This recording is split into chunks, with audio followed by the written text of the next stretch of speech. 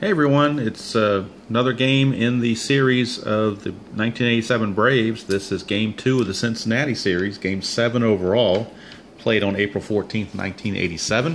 And as I've done in the past, or started to want to do anyway, when I get to the second and third games of the series, I try to pick that up toward the end, if the game's interesting, that is. And so that's what I've done. I've played the first 7 innings of the Cincinnati game against Atlanta from April 14th. Ted Power against David Palmer, and both pitchers are faring pretty well, especially Power. He has pitched a shutout so far. Lots of strikeouts in the game. Unusual amount of lack of walks compared to what I've seen before, but both pitchers just are getting the right rolls. And it stayed scoreless until the 5th. In the 5th, Eric Davis led off with a walk, and then Buddy Bell on a 5-5-5 roll, on a 3-3-3 roll, tripled. And that made it 1-0. And then the top of the 6th, after Palmer struck out Ted Power, Cal Daniels hit a home run. And that made it 2-0, and that's where we stand. Both pitchers have gone the distance so far. Power is going to keep a semi-freshness quality because he has pitched a shutout. Palmer does not have any freshness quality remaining. But he's been pitching so well, you hate to take him out. So that's where we are right now. Top of the 8th, 2-0 Reds. Bottom of the order for the Reds, Kurt Stillwell to lead things off. And I took the baseball cards out of the way so I could get this game going a little bit more expediently. And I did play the 7 innings pretty fast. So here we go. Kurt Stillwell against David Palmer. Braves do have bullpen action. Left-hander Ed Olwine is loosening in the bullpen along with right-hander Jeff Dedman. It is a 1-3-4. 1-3-4 asks if the goal catcher. No. Is the batter a champion? No, he's not. So we have outfield drama. So you came just in time on the video for outfield drama. And, of course, the Braves don't have anybody who has a semi-quality, so it's no decide or die needed. 2-5 for outfield drama. Center field iron. No, he's not. So it's a running grab of a liner for the out. So Dion James makes the first catch. And I forgot to mention in the pregame that there was a major problem with the Reds. They ran into some issues with the game day chart. And because of that, they do not have any hot batters on their team. What happened was there was a, issue with the manager. It was a local media.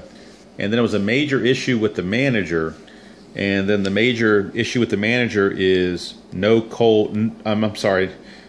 it go here? Major manager, that's a perk. I'm on the wrong one. I should be on the Stormy. My bad.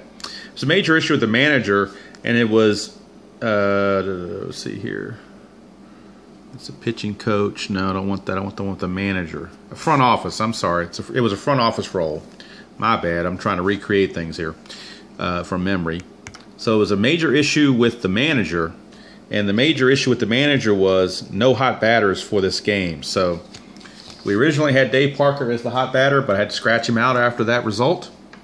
And the other problem that Atlanta had, they also are in the dissonant category, and it came out that a reliever, the least used reliever, was going to have to be struggler until further notice, and that's Jeff Dedman. So Jeff Dedman, even though he's warming up in the bullpen, he is a struggler until further notice. So that bumped out Paleo being happy until further notice. So right now we have Benedict hot till further notice, and we have Dedman struggler till further notice until something else happens on a game day chart. All right, just wanted to get everything caught up on that. And so Stillwell struck out. I'm sorry, he flew to center. Been so many strikeouts, it seemed like everybody's striking out. So here's Ron Oster. Palmer still in there, although he trails 2-0. It is a 2-3-3. 2-3-3 asks is he an ace or a star? No, he's not. Spatter slugger? No, he's actually a semi-scrapper. So he flies out to center. Second consecutive fly out to center for out number 2. And that brings up the pitcher, Ted Power, and they're not going to pinch hit for him. He's pitching a shutout. So Ted Power, the batter.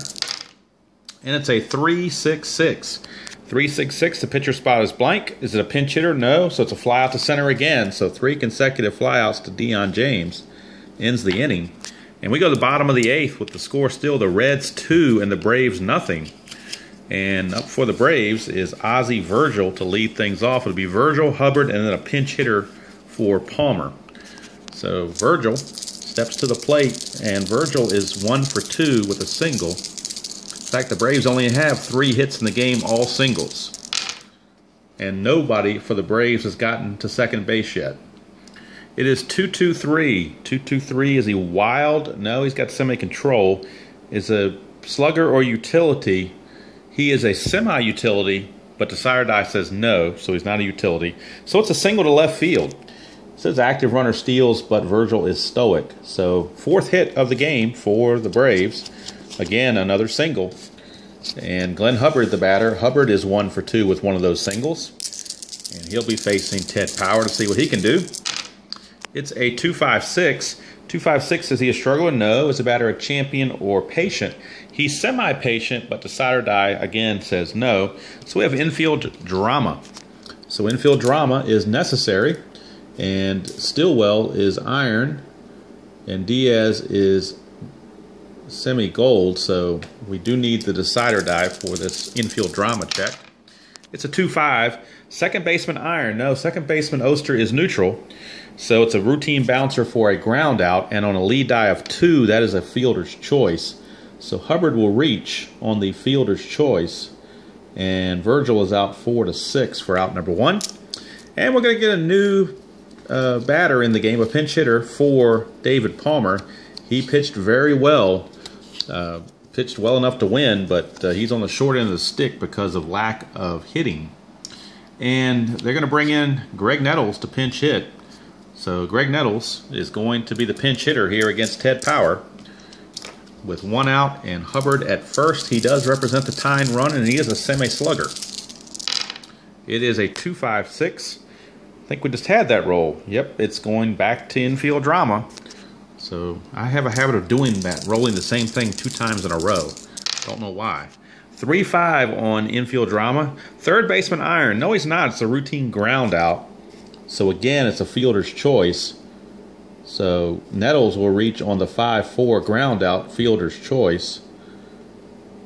But now there are 2 outs. And back to the top of the order for Deion James. So here's Deion James. Deion James is 0 for 3 in this game.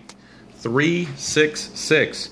Blank for the pitcher. He's not a pinch hitter, so he flies out to center field to end the inning. Nothing doing for the Braves there. We go to the 9th. The score still Cincinnati 2 and Atlanta nothing. And we'll be right back with a new pitcher. All right, the final line on David Palmer is a good one. 8 innings pitched. Only gave up 3 hits. Unfortunately for him, one of those hits was a triple. The other one was a home run. And so that accounted for 2 runs. He only walked 1. He struck out 8. So by far the best pitching performance maybe since Zane Smith's first outing. But he is going to be done, and he's standing to take the loss right now. And new pitcher for the Braves will be lefty Ed Olwine, with the Reds bringing up several of their lefty batters as the top of the order here. Cal Daniels, Francona, and Parker, all 3 left-handed hitters coming up. So Olwine, the lefty, is in to see what he can do. He is going to be an ace this first at-bat. It's a 3-4-4. Prospect pitcher. He is a prospect pitcher. So it's well hit to the fence. So this is not good for the Braves here. So it's a fence check, and Cal Daniels is a semi-home run king, so we will roll the Decider Die with this roll here. He is a home run king thanks to the Decider Die, but with the roll of 1, it's a fly out. So how about that? They got out of it with the fly out. So somehow or another, Cal Daniels just missed it, and Murphy made the catch in right field, and Ed Olwine escaped potential disaster there with that being a prospect check. So now that'll bring up Terry Francona, first baseman, left-handed hitter, and Francona's 0 for 3 in this game. Struck out his last time up. It is a 2-4-5. Pitcher spot is blank. Is he a hero? No, he's not a hero. So he pops out to second for the second out. And now we go to the experience chart. For Dave Parker's at bat, he's an icon. Owine is a prospect, but Chuck Tanner is not going to let that slide. He's going to use a manager card here, and this pitcher now, Owine, is considered to be an icon. So that was just the first manager card that Tanner has used. Both managers have only used one manager card. So we got icon against icon right here on this player experience roll. Owine against Parker. It is a 3-4, a 3-4. Prospect batter. No, he's not a prospect batter. Ground out number to first base line, runners advance, but there's nobody on base to advance. It's just a number that Gerald Perry takes by himself, and the inning's over. So we go to the bottom of the ninth. Ted Power going for a shutout here as the Reds lead it 2-0.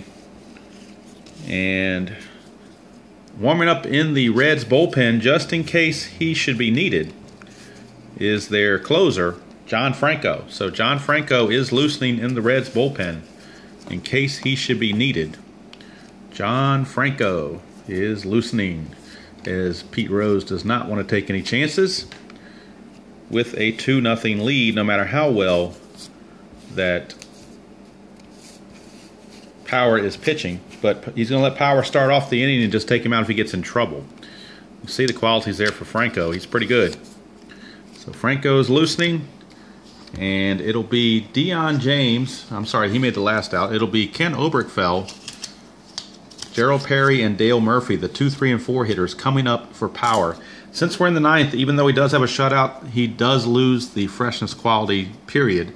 So he has no chance to be fresh. So here's Oberkfell against Power. It is 3-3-5. 3-3-5. Ask, is he wild? No, he's not. Is the batter a sad sack? No, he's not a sad sack.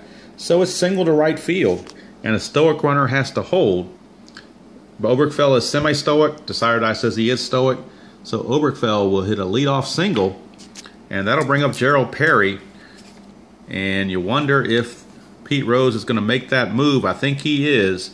He's going to shake Ted Power's hand and say, wonderful job, but we'll take it from here. And John Franco is going to come in, so we'll be right back to give you the totals on Power's day and set you up for the John Franco outing. Okay, the final line on Power, 8+ innings, 5 hits. So far, no runs, but we can't close the book yet because Oberkfell is his responsibility. No walks, which was big, and 6 strikeouts. But right now, it is John Franco. John Franco is in to close it out for the Reds. He is a semi-ace already. He will be an ace and a half with his first at-bat. He's also semi-flash with semi-control, and he'll be facing Gerald Perry with the runner Oberkfell at first base. So here's Perry. In fact, we're not going to have Oberkfell at first base. We're going to have a pinch runner for Oberkfell, and it's going to be Albert Hall. So Albert Hall, who is an active runner, will be the pinch runner at first base. So he will run for Oberkfell. Don't think he's going to try to steal or anything. I think he just wants to see if he can score on some hits. So here's the pitch from from Franco to Perry. And remember, Franco is an ace and a half this at bat. It's a 1-2-4. Does he have control? He's got semi-control. Decider says no, so we skip that check.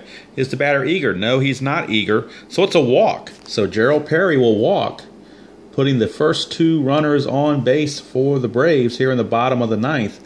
And they are both active runners, so they have good speed. You would normally think it's a bunt situation, but Dale Murphy's coming up, so you're not going to bunt with Murph. He could actually win the game with one swing of the bat. So here is Franco now. He's back to just a semi-ace against Dale Murphy. It's a 3-4-5. Iron catcher, no.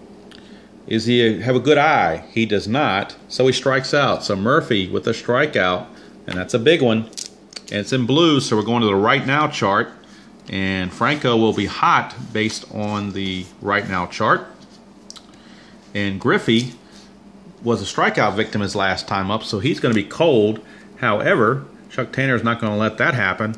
In fact, Griffey's not even going to bat. We're going to have a pinch hitter, so we're going to not even go to the experience chart. We're going to have a pinch hitter who's going to override that. Gary Renicky.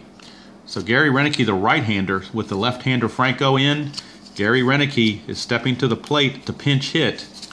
So Gary Renicky will take over as the pinch hitter. Gary Renicky. He does well against lefty pitching. And he is a semi-home run king, so potential for some damage here if he can get into one. So we're not going to go to the right now chart because the pinch hitter overrides that. We're back to the regular chart.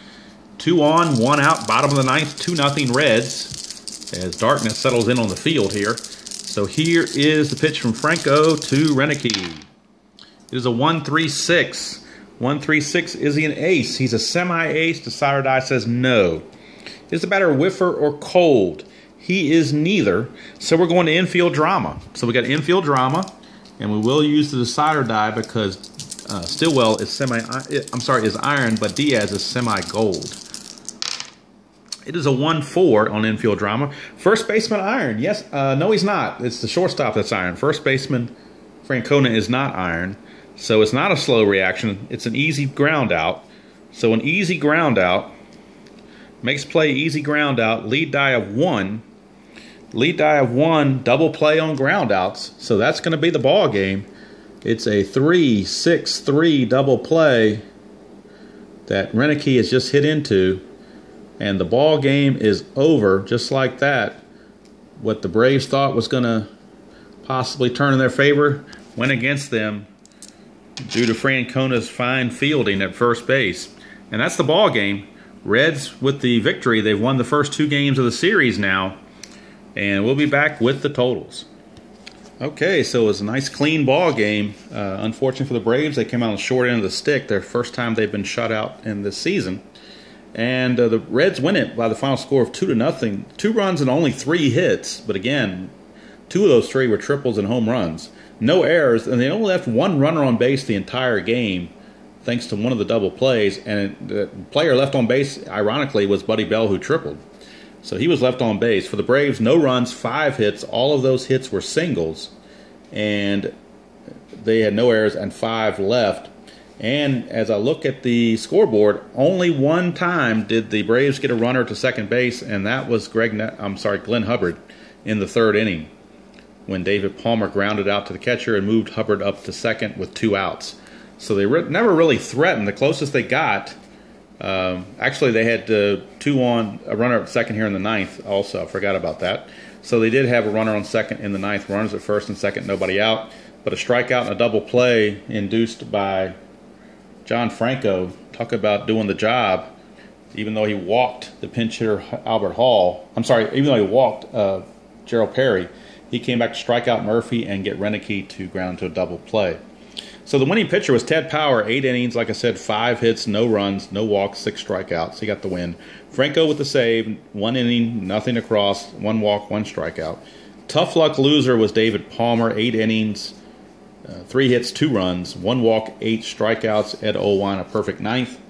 Just wasn't to be for the Braves in this one.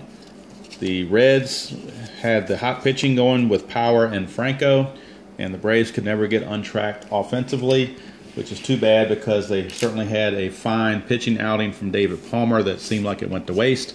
Braves losing streak is now at 2 games. They are 3-4 now after the loss here today with a 2-game losing streak. So we'll write those in right here. Their record is now 3-4 with a 2-game losing streak. So when we go to the game day chart, that will be taken into consideration.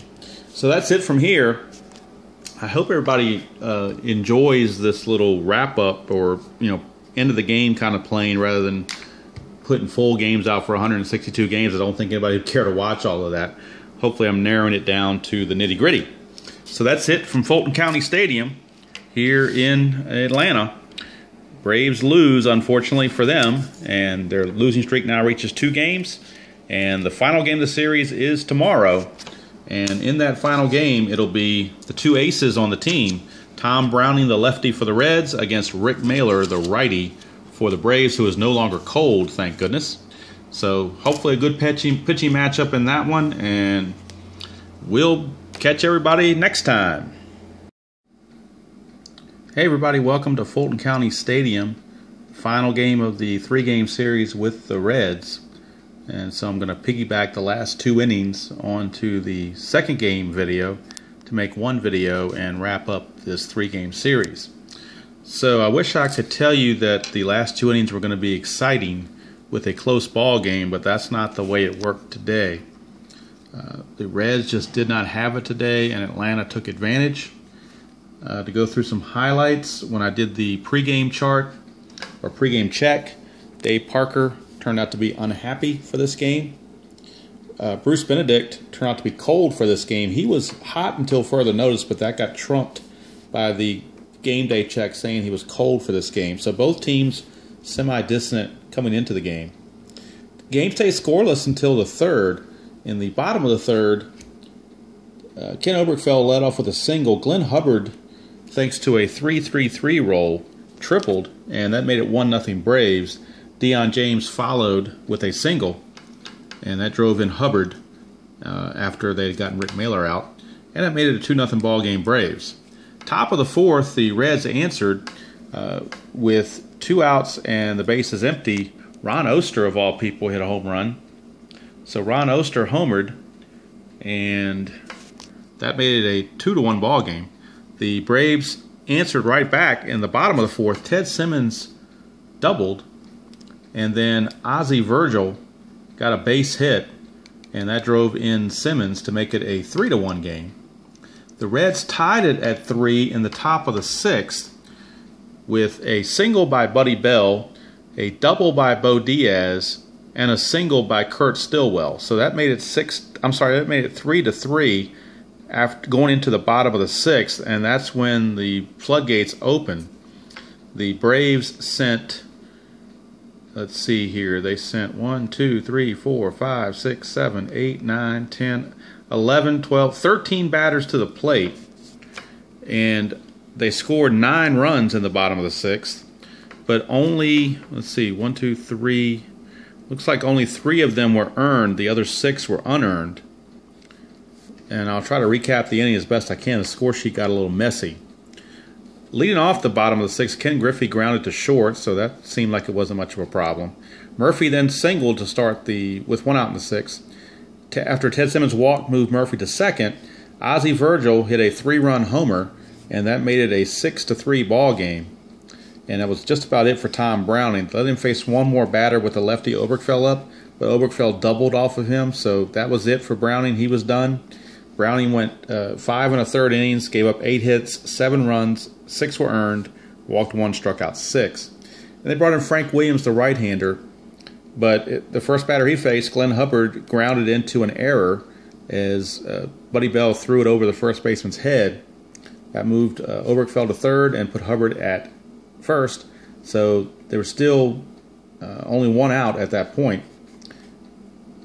Rick Mailer, the pitcher, popped up to first to make it 2 outs, and then Deion James walked to load the bases, and then Andres Thomas walked again to force in a run, and then Griffey, with the second at bat of the inning, singled, and that brought in a run. Its bases were still loaded, and then Dale Murphy capped it all with a grand slam, because he was a home run king, and the rule said if you're a home run king, it's a grand slam. I believe it was a 2-5-5 roll. So that made it 12-3, and then after that, Williams was done. They brought in Ron Robinson, the reliever. He walked Simmons and then got Virgil to fly out to mercifully end the inning. And the 7th inning went by without any incidents at all. No runs were scored. And that's where we're at here in the top of the 8th with the score, the Braves 12 and the Reds 3. And that was the game for Mailer. He finished 7 innings, gave up 8 hits, 3 runs, walked 5, struck out 4, and of course stands to be the winner. And he is exited because Albert Hall pinch hit for him in the bottom of the 7th, and he had given 7 good innings, so no sense wearing him out. So Jeff Dedman hadn't pitched in a few days, so they're going to bring Jeff Dedman in, even though he's a struggler till further notice. They've got a 12-3 lead, so they figure they can afford it. So Jeff Dedman is the new pitcher for the Braves. He will be an ace in the first at bat, though. He has no qualities, but he is going to be a struggler because of the game day chart. But the first at bat, he's going to be an ace. And scheduled to bat for the Reds is shortstop Kurt Stillwell. But Pete Rose is going to empty the bench a little bit with the score being what it is. And Barry Larkin, rookie Barry Larkin, is going to pinch hit for Kurt Stillwell. So we got Barry Larkin against Jeff Dedman. And remember, Dedman is an ace this at bat. It is a 1-4-6, And a 146 says, does he have flash? No, he doesn't. Is the batter a champion? No, he isn't. So it's a ground out to second. So Barry Larkin grounds out to Hubbard for out number 1. And that'll bring up Ron Oster, the number 8 hitter in the lineup. Ron Oster. Oster homered. He's 1 for 3. It is, I'm sorry about that, Ed Montague. It is a 246. 246 asks, does the pitcher have control? No, he doesn't. Is the batter eager or a sad sack? He's neither. So therefore he walks. And an active runner steals, but Oster is stoic. So Oster with a 1-out walk. And the pitcher spot is now up, but he will not bat, of course. And the pinch hitter is going to be Paul O'Neill. So Paul O'Neill will pinch hit for Ron Robinson. And then Rob Murphy is going to come in to clean up in the bottom of the 8th. So here's O'Neill. It is a 3-4-6. Pitcher spot is blank. Is the batter eager? No, he's not. It's another walk. So back-to-back walks. And that puts 2 on with 1 out. And we're back to the top of the order and Cal Daniels. So not that the Reds are going to come back in this game, but they might at least make it a little bit interesting against the Braves bullpen. So let's see. Here's Daniels. We got a 2, well, 1, 2, 3. 1, 2, 3 ask, is he both flash and fresh? No, he's not. Batter spot is blank, so it's a ground out to short. And on that ground out to short with a lead die of 1, it's a double play. And that will end the inning. 6-4-3 double play. And that does it for the Reds here in the top of the 8th. We go to the bottom of the 8th. This one's a laugher. And the Braves are about ready to break their losing streak. It is a 12-3 ball game, and the new pitcher for the Reds is left-hander Rob Murphy. Rob Murphy is in, and he'll be a ace on this first at bat. He's already a star with flash. So he's going to be in there now to face Deion James, Andres Thomas, and Ken Griffey. It is a 1-2-2. 1-2-2 asks, does he have flash? Yes, he does. And since Deion James is not a good eye, it is a strikeout. So a strikeout for Rob Murphy as he strikes out Deion James for out number 1. And that will bring up Andres Thomas. Thomas, a 1-1-6. Is he fresh? Yes, he is. It's another strikeout for Murphy. So 2 down, 2 quick strikeouts. And that will bring up Griffey, but they're going to pinch hit for Griffey. Give somebody else a chance to bat. So Gary Renicky is going to pinch hit for Griffey, and he'll stay in the game to play left field in the top of the 9th. So Gary Renicky, the right-hander, is up to pinch hit for Griffey. See what he can do against Murphy. It is a 2-6-6. 2-6-6. Is there a runner on first thrown out? No, there's nobody on. Is he a leadoff batter? No, he's not. So he flies out to right. And the Braves are gone uneventfully here in the bottom of the 8th. So we go to the 9th. Score is 12-3 as the Braves look to wrap things up here. And Jeff Dedman is now semi-fresh in his second inning of work. He'll be facing the heart of the order, Francona, Parker, and Eric Davis. It is a 3-4-6. 3-4-6 blank for the pitcher. Is he eager? He is eager. Therefore, he flies out to center field. So an eager Terry Francona may have been eager to get on the plane and get out of Atlanta. So couldn't blame him. And that'll bring up Dave Parker. Dave Parker, the Cobra. He is 2 for 3, 2 singles and a walk. It's a 4-5-6. Is he patient? He is actually semi-eager. So he flies out to center field. So, and that result was in purple. Both teams by the game day chart were semi-dissonant. So we're going to have the final, perhaps the final roll of the game on the chemistry chart. Both teams semi-dissonant. And at this point, is it really worth using a manager card? Probably not. So here we go. Semi-dissonant. Oh, we got to roll the cider die to figure it out. Nope, they're not dissonant. They're both neutral. 3-4. 3-4 on the chemistry. Patting team harmony. No, they're not. Don't have harmony. So it's a ground out to third base, and the ball game is mercifully over.